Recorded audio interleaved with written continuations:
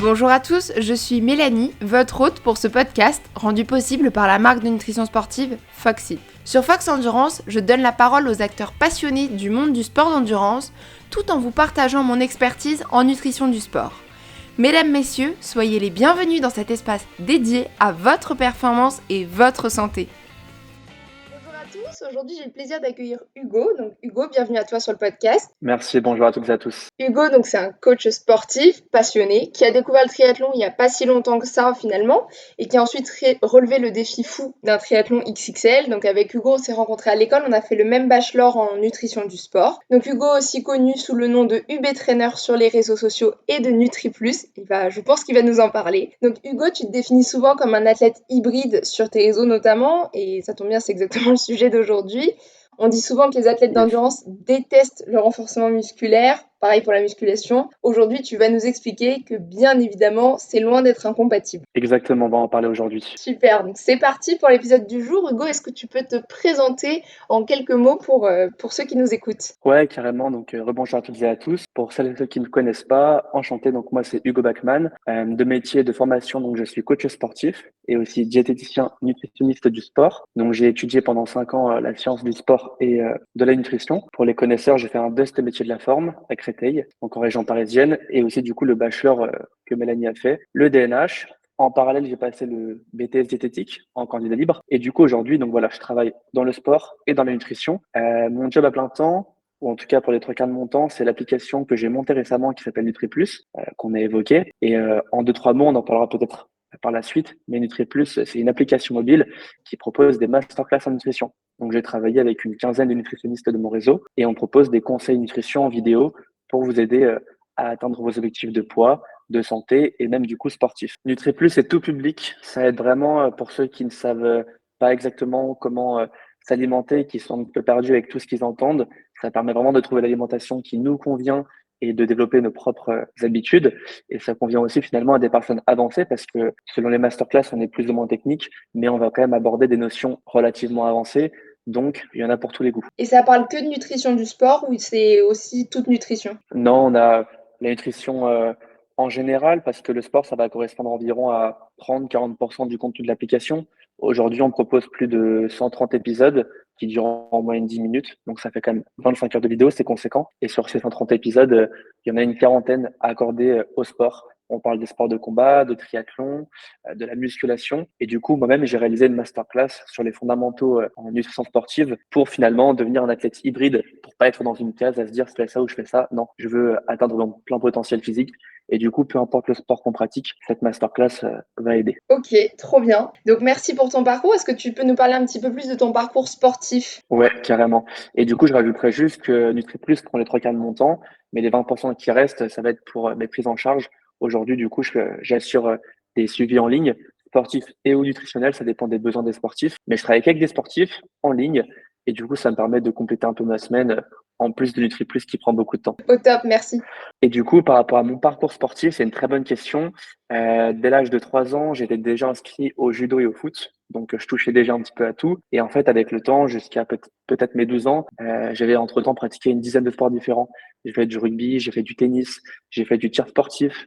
Je crois que j'ai même fait de l'équitation, du breakdance. Vraiment, ça allait dans tous les sens à la fin. J'étais curieux de découvrir plein de nouveaux sports. Et finalement, on peut dire, j'ai toujours été un peu cet athlète hybride. Donc, ce sportif qui a toujours voulu toucher à tout et développer plusieurs qualités physiques. Ouais, donc déjà un athlète très complet, sport co, sport individuel, sport à compétition, t'as vraiment tout fait en fait, hein. Ouais, c'est ça. Et la particularité, c'est que j'ai toujours tout fait en compétition. Ça m'a jamais vraiment plu de faire du sport sans la partie compétitive à la fin. J'avais vraiment besoin d'être stimulé par ça. Et après cette période où j'ai un peu touché à tout, j'ai du coup fait un peu de sport de combat, pas mal de full contact et surtout de boxe anglaise. Donc voilà, encore un peu de variété dans l'activité. Et ensuite, j'ai fait beaucoup de musculation puisque j'ai du coup préparé mes études de coach sportif. Il y avait un concours au départ et il fallait avoir des prérequis en musculation. Donc à partir de là, j'ai tout arrêté. J'ai fait uniquement de la muscu et ça a duré environ 3-4 ans. Et donc comment es-tu arrivé au triathlon? Et ben c'est simple. Pendant ces 3-4 ans de musculation, j'ai terminé avec de la force athlétique. Donc pour celles et ceux qui ne connaissent pas, c'est du squat, du soulevé de terre et du développé couché à charge maximale. Je me suis blessé, j'ai mangé quelques tendinopathies à répétition et du coup naturellement, pendant mon entrée en école nutrition d'ailleurs, où on apprenait un peu les vertus de l'endurance. J'ai fait une transition petit à petit en endurance où j'ai fait d'abord un marathon en solitaire. C'était un défi perso post-Covid. Je pense qu'on en avait tous marre de rester chez nous. Donc j'avais envie de prendre un petit peu l'air et j'en profitais pour courir dans les bois autour de la maison.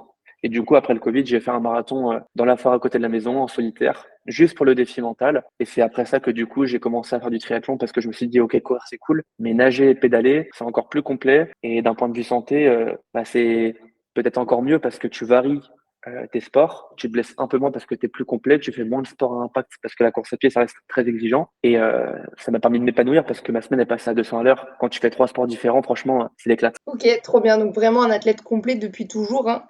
Et donc dans l'intro, on parlait du triathlon XXL. Est-ce que tu peux nous citer peut-être des triathlons auxquels tu as participé et éventuellement des choses qui t'ont marqué pendant ces triathlons? Ouais, bah c'est très simple. J'ai commencé avec un triathlon taille S. Pour les connaisseurs, c'était au Javelin. Donc c'était Ok. un cross triathlon qu'on faisait en VTT. C'était sympa parce que c'était avec des copains. C'était un petit défi qu'on s'est lancé comme ça. Mais après, du coup, on a un peu gravi les échelons et on s'est lancé le défi du triathlon taille L de Deauville. Donc le semi-Ironman qu'on a préparé littéralement en 4 semaines. C'était assez express. Et c'était du coup, il me semble, au mois de septembre à la rentrée. Ok. On l'a préparé en 4 semaines. On a fait le Half Ironman de Deauville et c'est juste après qu'on s'est lancé le défi de l'Ironman, donc le Frenchman à Bordeaux, le format XXL cette fois-ci, que lui on a préparé en plus de temps. On a eu quasiment 7 mois de préparation avec 3-4 mois très sérieux, mais on s'est laissé jusqu'à fin mai pour le faire et c'est comme ça que du coup on est tombé dans l'Ironman. Ok, donc le M que tu as fait cette année, c'était ta première fois sur ce format-là. Ouais, en fait, j'ai fait le S, après j'ai fait le L, le XXL, et après je suis revenu sur du M parce que c'était le bon compromis entre beaucoup de travail, donc peu de temps pour me préparer, et finalement du temps pour se faire plaisir parce que le S, ça passe trop vite, et le L, il faut quand même un petit peu de préparation, Ouais. donc le M était un bon compromis. Ok, trop bien. Maintenant qu'on a passé cette petite partie présentation, on va rentrer un petit peu plus dans le vif du sujet de cet athlète hybride. Donc peux-tu nous expliquer ce que ça signifie pour toi être un athlète hybride? Ouais, carrément. L'entraînement hybride, c'est un entraînement qui te permet d'atteindre ton plein potentiel physique et donc qui te permet de développer plusieurs qualités. On n'est pas dans une case où on fait que de la muscu, où on fait que de la course à pied. On va vraiment essayer de varier ses entraînements pour être le plus complet possible. C'est comme ça que je définirais l'entraînement hybride. Du coup, l'athlète hybride par la même occasion. Après, chacun a sa version d'athlète hybride. Moi, j'ai toujours baigné dans l'endurance, dans la force, mais peut-être qu'un gymnaste aura sa propre vision de l'entraînement hybride parce qu'il fera de la mobilité, de la souplesse à côté du cardio et du renforcement, mais on peut vraiment axer l'entraînement hybride sur différentes qualités physiques. Moi, c'est plutôt l'endurance et la force qui m'intéresse. Ok, j'aime beaucoup cette idée d'avoir à la fois de l'endurance, de la force, parce que bon, c'est pas toi qui es coach, je suppose que tu vas être d'accord, mais qui prévient beaucoup des blessures. Moi, j'ai une grosse scoliose et c'est vrai que le kiné, le premier truc qu'il m'a dit, c'est faut faire du renforcement, du renforcement, du renforcement. Et je crois qu'aujourd'hui, je pourrais pas continuer ma pratique d'endurance sans renforcement, vraiment. Ouais, carrément. De toute façon, je pense que pour notre santé, même pour notre épanouissement général, beaucoup le deviennent à terme, mais dès le départ, on devrait tous Ouais. être des athlètes hybrides pour notre santé physique, parce que, comme tu l'as dit, le renforcement permet de moins se blesser, voire des fois pas du tout, et l'endurance, parce que bah, la santé cardiovasculaire, cardiaque, on a besoin, et même pour la santé mentale, c'est génial d'aller courir et de prendre l'air en forêt. Quand on fait du culturisme, c'est génial, mais on est enfermé en salle de sport en permanence, donc c'est encore différent. Et je pense que c'est pour ça que c'est important de faire de tout. Et quoi qu'il arrive, on doit faire du renforcement et du cardio pour notre santé. Ça c'est évident. Ouais, complètement. Bah, du coup, tu l'as un petit peu dit, mais est-ce que tu peux nous dire les avantages et les inconvénients de pratiquer deux types de sports différents? Ouais, on va commencer par les inconvénients parce que j'aime bien faire du positif. Ouais, Les inconvénients, je dirais que c'est la non-progression, dans le sens où on peut très vite s'éparpiller quand on est athlète hybride à vouloir un petit peu tout faire. Donc c'est pour ça que c'est très important d'avoir un programme d'entraînement vraiment structuré pour savoir où est-ce qu'on avance. Donc ouais, ne pas s'éparpiller, ça peut être un inconvénient de l'entraînement hybride. On va tellement tout faire à la fois que des fois, ben, on finit par stagner, voire pire, régresser par rapport au niveau d'avant si jamais on n'a pas bien fait les choses. Après, j'ai pas d'autres inconvénients en tête. Et du coup, comme avantage, je dirais que on est en meilleure santé, santé physique pour les raisons qu'on a évoquées avant. On s'épanouit plus dans notre vie de sportif parce que du coup, on a une semaine qui passe à 200 à l'heure. On a un entraînement qui est varié, où on voit vraiment pas les jours passer parce que du coup, on fait des choses différentes tout le temps. Et ça, c'est vraiment chouette. C'est vraiment chouette parce qu'on prend beaucoup de plaisir et finalement, bah, c'est un cercle vertueux. on se blesse pas, on progresse, on prend du plaisir et ça nous tire vers le haut de cette façon, quoi. Et est-ce que tu penses qu'il y a un risque un peu plus important de surentraînement, le fait de vouloir un peu, ce que tu dis dans les inconvénients, la peur de stagner, est-ce que tu penses que ça peut provoquer du surentraînement? Bah, si vraiment on s'entraîne pas comme il le faut et qu'on manque d'un vrai programme d'entraînement, ouais, ça peut être le cas. Après, le surentraînement, finalement, il peut concerner tout le monde. On voit les coureurs à haut niveau, c'est des mecs qui font 150, voire jusqu'à 200 et quelques bornes par semaine, c'est de la folie. En musculation, c'est pareil, on peut très vite s'entraîner 6 jours par semaine, alors qu'en vrai, on n'a pas besoin de s'entraîner autant. Avec aujourd'hui l'hygiène de vie qu'on a de manière générale, c'est très dur de progresser avec 6 grosses séances par semaine, parce que derrière, il faut pouvoir les encaisser et bien récupérer. Donc finalement, avec un bon programme, s'il y a assez de renfort d'endurance, ça fait largement le travail et ça permet du coup d'éviter le surentraînement.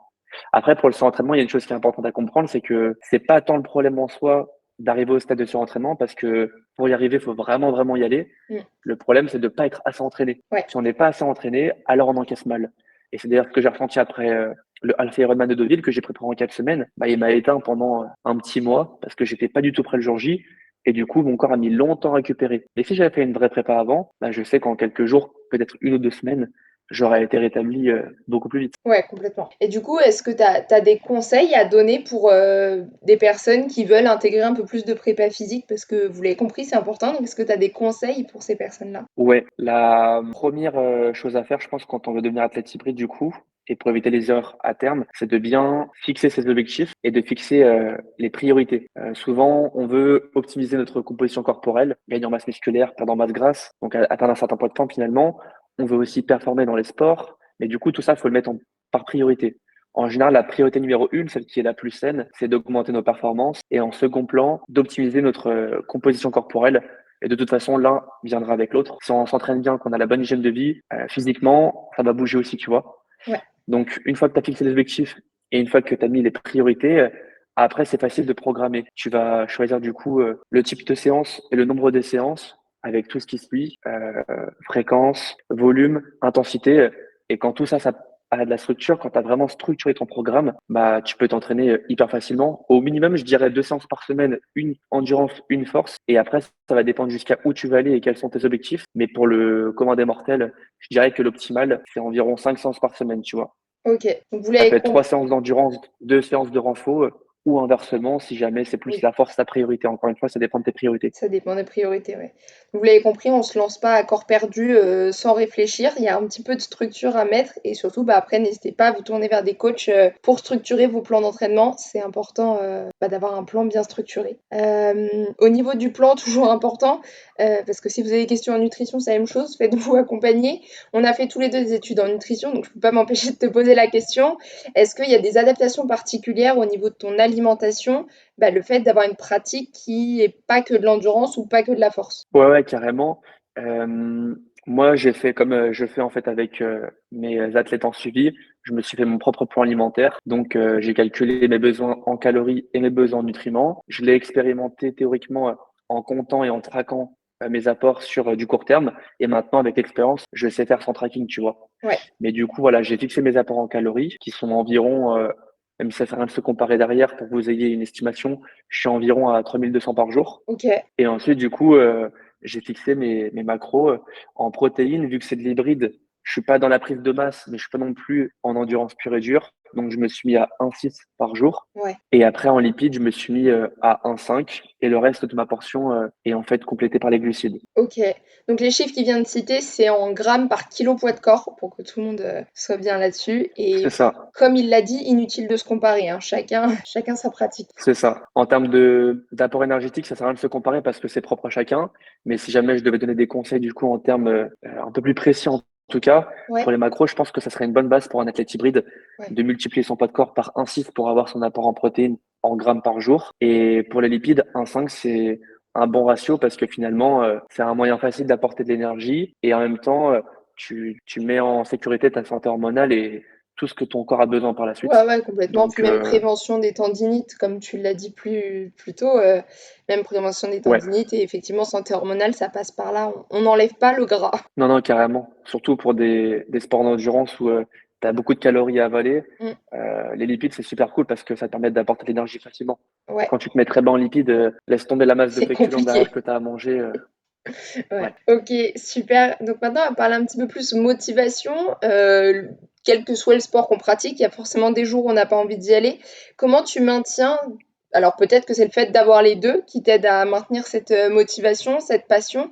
Qu'est-ce qui te motive? Qu'est-ce qui te passionne au quotidien? Avoir des objectifs, et Ouais, ça, je le répéterai jamais assez, mais pour l'avoir vécu en tout cas depuis Nutri+, en fait, j'ai fait mon Ironman. Entre-temps, j'ai mis les bouchées doubles sur Nutri+, parce que c'était à la période où les tournages ont commencé et j'avais plus d'objectifs en tête. Et ça a duré quasiment 9 mois. Et je le dis pas en mode drama queen, mais c'était un peu la pire période de ma vie parce que vu que j'avais plus de perspective d'évolution, bah en fait, même si j'avais un taf qui m'épanouissait parce que voilà, j'avais plein de choses à faire, bah à côté en sport, ça s'est arrêté du jour au lendemain. C'était un peu le jour et la nuit. Et le fait de pas avoir d'objectifs, ça m'a vraiment cloué au sol, quoi. Donc, même si jamais c'est des petits objectifs, parce que vous avez beaucoup de travail, que c'est des périodes qui sont assez lourdes pour vous, vous venez d'être futurs parents ou quoi, toujours avoir quelque chose en tête pour savoir où avancer. Et une fois qu'on a l'objectif, bah, comme je l'ai dit, avoir le plan pour y arriver. Donc, objectif, programme, et c'est ce qui permet en fait d'être toujours motivé. Parce que ouais. sans les deux, on peut très vite perdre la motivation, on procrastine facilement en allant au sport. Mais si on a les deux, en tout cas, ça n'arrivera pas. Ouais et puis c'est vrai qu'après un gros événement, que ce soit, alors moi j'accompagne pas mal de triathlètes donc je le vois, sur cette partie-là, mais les gros événements, il y a l'espèce de blues, post-événement et en Ouais, fait c'est de se clair. dire, «Qu'est-ce que je fais maintenant?» quoi. Ouais, c'est clair. Bah, moi, ça m'est pas arrivé tout de suite parce que j'ai direct été pris Ouais, par les tournages qui commençaient. Et mes potes qui l'ont pas vécu, eux, ils étaient vraiment dans le bad mood en rentrant. Et moi, ça arrivait plus tard, du coup, ça s'est décalé, tu vois. mmh, Je l'ai pas vécu sur le moment même, du coup, je l'ai vécu les mois d'après. ouais, c'est Et ça, ça a été dur à encaisser ouais, parce que tu sais plus où tu vas et tu as l'impression d'être perdu, tu vois. Pendant 6 mois, tu te réveilles avec le même objectif en tête, tu y penses tous les jours, matin, midi, soir. Et d'un seul coup, tu sais plus trop quoi faire, donc c'est assez perturbant. ouais et du coup, est-ce que tu as déjà eu l'envie, alors peut-être à cette période-là ou à une période différente, mais de te consacrer uniquement au sport de force ou uniquement au sport d'endurance? Non, parce que je l'ai déjà fait dans le passé. Quand je faisais du coup de la force athlétique, c'était ça à plein temps. Ouais, Et quand je faisais mon marathon, j'étais en mode endurance à quasiment plein temps aussi. Et je prenais du plaisir, mais à court terme. À long terme, je commençais un petit peu à m'ennuyer, à tourner en rond, alors que je progressais, hein, et que je prenais quand même du plaisir, parce que j'étais frustré de ne pas pouvoir tout faire. OK. Donc finalement, je reviendrai plus en arrière, je resterai quoi qu'il arrive athlète hybride, même si tu vois, il y a des fois où il y aura des grosses priorités, soit endurance, soit force. En ce moment, du coup, c'est plutôt l'endurance avec le triathlon. Je ferai quand même les deux quoi qu'il arrive. OK. Est-ce que tu as une anecdote, un moment marquant justement du fait d'avoir ces deux facettes? Ouais, quelque chose que j'ai en tête, c'était pendant le triathlon longue distance de Deauville, où en fait, je me rendais pas du tout compte de l'intensité d'un triathlon. Mmh. Et Deauville, on s'est inscrit avec des potes à vraiment à l'arrache, sans savoir qu'il y avait 1200 mètres. Ouais, c'était 1200 mètres de dénivelé sur le vélo. Ouais, Et sur 90 bornes, quand on n'a jamais fait de ta vie et que tu t'es entraîné 3 semaines à l'arrache, ça pique. bah, je peux dire que ça, c'est un traumatisme, quoi. Je me rappelle que j'ai pas touché un vélo pendant peut-être un mois après, Ouais, parce que ça m'avait dégoûté de l'effort, tu vois. Je me ouais, rappelais dans les montées pédaler à 7 km/h. Et pour les connaisseurs à Deauville, il y a une côte qui s'appelle la côte de Saint-Laurent, Saint-Laurent, ouais. qui est entre 15 et 20%. Donc c'est niveau Tour de France, quoi. Et le premier tour, j'ai réussi à la finir. Je sais pas comment. J'ai cru que j'allais m'évanouir en arrivant. Mais le deuxième tour, je l'ai fait en marchant parce que sinon, j'allais me casser la gueule, quoi, tu vois. Ouais, je pense que tu Et devais pas là, je être me le suis seul, dit, hein. OK, ouais. Là, je me suis dit, OK, t'as voulu toucher à tout, maintenant assume. Et j'ai compris à quel point c'était compliqué d'être bon partout parce que avec plus d'entraînement, je me suis vraiment mangé un mur, tu vois. Ouais, cette côte, tu pas Donc dû être voilà, le j'ai seul à fini à marcher, pied. hein. Non, non, non, il y avait du monde. Il y avait du monde, mais c'était vraiment ouf de le vivre, quoi. J'ai Ouais. vraiment pris une claque. Ouais. Et justement, est-ce que tu aurais un conseil, alors peut-être de s'entraîner quand quand on s'inscrit à une course avec du D+, mais est-ce que tu aurais un conseil à donner aux sportifs qui se retrouvent dans ton parcours et qui pratiquent à la fois sport d'endurance et sport de force? Ouais, moi je dirais, de toute façon, que ce soit des athlètes hybrides ou à d'autres catégories d'athlètes, ça serait le même message que j'essaierais de véhiculer, c'est-à-dire faites les choses simplement. Aujourd'hui, on essaie tellement de tout optimiser qu'on en perd la base, à savoir l'entraînement. On veut avoir le dernier casque aéro qui tombe pile sur le dos. Mm. On veut avoir les dernières chaussures carbone Nike à 400 balles, mais la base de la base, ça reste l'entraînement, le sommeil et la nutrition. Et après, on optimise. Mais concentrez-vous sur la base, ne cherchez pas forcément à acheter des vélos à 5000 balles dès le départ. Vous verrez que il y a déjà beaucoup à faire avant. Donc voilà, ça permet d'éviter de perdre du temps, perdre de l'énergie et de l'argent aussi. Ouais. Le fait d'être focus sur la base et sur ce qui fonctionne vraiment finalement. Ouais, entièrement d'accord. Surtout quand je vois les personnes qui font leur premier triathlon, qui vont acheter des fois des vélos de contre-la-montre pour leur premier triathlon. déjà assurez-vous que le triathlon vous plaise avant. Et comme tu dis, on peut faire plein de choses avec un vélo à 800 euros, on peut déjà faire plein de choses et c'est important. Ouais. Ouais, c'est clair. Bah, de toute façon, le vélo triathlon, en plus, pour le coup, c'est un vélo qui est assez rigide à piloter. C'est pas un vélo sur lequel on est à l'aise au premier abord. Donc, Ouais. déjà, juste pour ça, c'est une grosse erreur. Et oui, bah là, je parlais avec une connaissance à moi ce matin qui me posait la question, OK, je veux commencer le triathlon, j'achète un vélo, j'ai un budget de 400 euros.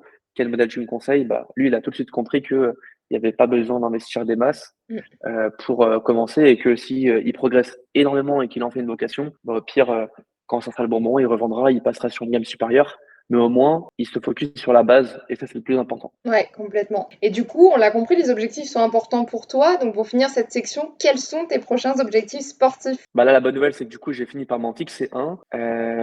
J'ai du coup opté pour le semi-Ironman du Mont-Saint-Michel Ok, qui aura lieu du coup le 30 septembre. trop bien. Pourquoi le semi-Ironman? Parce que je pense que c'est le combo parfait quand on a l'entraînement et qu'on veut pas non plus en faire sa vie. Parce que l'Iron, pour moi, c'était vraiment beaucoup, beaucoup de sacrifices, notamment sur la vie sociale. Et ça, je l'ai un peu mal supporté. Donc le semi-Ironman, c'est une prépa qui est quand même un peu plus cool, surtout quand tu l'as déjà fait et que tu as même déjà fait de l'Iron. Ça reste un format plus abordable. Et le M passe assez vite quand même. Donc t'as pas le temps de vraiment profiter. Là, je sais que sur 6 heures d'épreuve, je vais pouvoir kiffer, mettre de l'intensité, donc c'est le plus important. Ok, trop bien. Bon, on suivra la performance le 30 septembre. Ah, et puis Mont-Saint-Michel, j'ai jamais fait, donc je pense que niveau paysage, Ouais, niveau il y a paysage, ça moyen doit être de sympa. bien se régaler, quoi. Ouais, C'est ok. clair. Bon, bah, trop bien. Alors, on va terminer avec une petite rubrique qui va s'appeler la rubrique Spé Triathlon. Donc, c'est pour mieux te connaître en tant que triathlète. C'est des petites questions Ouais, super simples et tu réponds du tac au tac. Voilà. ok. Donc, team entraînement en musique ou sans musique? En musique, mais c'est important de faire les deux. Ouais, Si comme moi, la musique, ça vous transcende et que vous êtes capable de décupler vos performances avec, bah entraînez-vous sans si vous faites de la compétition parce que je peux vous dire que 12 heures d'effort à l'Ironman sans musique, ça m'a fait bien bizarre. Et si j'avais su, je me serais entraîné sans musique beaucoup plus de fois. Donc faites les deux, mais avec musique parce que pour la performance, ça reste optimal. ouais. Team natation en piscine ou en eau libre? Eau libre, ça me fait chier de m'arrêter avec les murs en piscine, donc eau libre direct. Ouais, je suis d'accord avec toi. Entraînement selon un plan d'entraînement cadré ou au feeling? Ça, tu as un peu répondu. Cadré parce que je suis quelqu'un de très protocolaire et j'aime bien quand les choses sont vraiment structurées. Ouais, et on l'a compris, ça aide quand même à la performance. Team entraînement à la montre ou au ressenti? Alors, à la montre, encore une fois, pour la structure, mais c'est important de bien écouter ses sensations et d'apprendre à gérer ses ressentis parce que si tel jour il y a telle séance de prévu, bah faut pas être borné à se dire ah je vais absolument faire ça. Ça peut arriver d'avoir fait une journée de ouf où t'as pas eu le temps de boire et de manger et vaut mieux faire une séance plus légère que de se blesser, tu vois. Ouais, complètement. C'est un peu compliqué et ambigu parce que des fois, il faut quand même se bouger le cul en se disant, ah, j'ai une baisse de motivation aujourd'hui, mais il faut quand même que j'y aille et je sais que je peux le faire, tu vois. Faut trouver le juste milieu entre la santé et la performance, quoi, finalement. Ouais, ou entre la flemme et la vraie fatigue. C'est ça. Team vélo de route ou contre la montre? Bah, je viens de changer, donc contre la montre. Donc pédale auto ou pédale classique? Je suppose pédale auto. C'est ça. Team transition rapide ou team je prends mon temps? Alors maintenant, rapide, parce que j'ai trop pris mon temps dans le passé sur les transitions, donc j'essaie de travailler ça. Ok, team chaussures de course à pied classique ou chaussures carbone? Bon, là, on est dans le détail, on va dire pour optimiser carbone, mais ça reste du détail. Ok. Et la question ultime des triathlètes, team chaussettes ou sans chaussettes en compétition? Bah, avec chaussettes, parce que à mon niveau, je préfère perdre quelques secondes et me sentir vraiment à l'aise et confortable que de prendre un petit caillou qui va me faire chier, tu vois, pendant 90 Ouais. bandes de vélo. Donc, avec. Ok, bon bah trop bien, merci beaucoup. Je peux pas te laisser partir sans la question de la fin. Quelle est la prochaine personne que tu souhaiterais entendre sur ce podcast de Focus Triathlon? Alors, si jamais tu arrives à l'avoir, ça serait vraiment cool que tu puisses l'interviewer. C'est Bazinga, je sais pas si tu connais.